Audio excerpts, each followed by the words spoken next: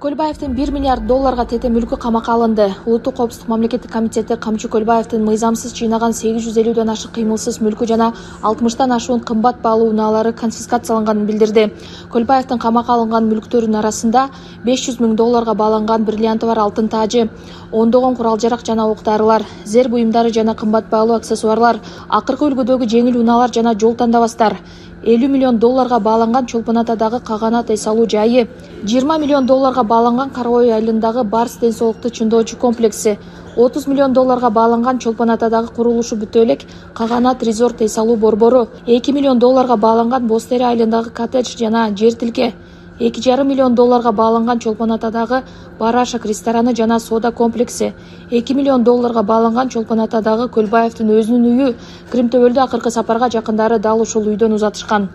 40 миллион долларга бааланган Бишкектеги Кут компаниясына караштуу Олокон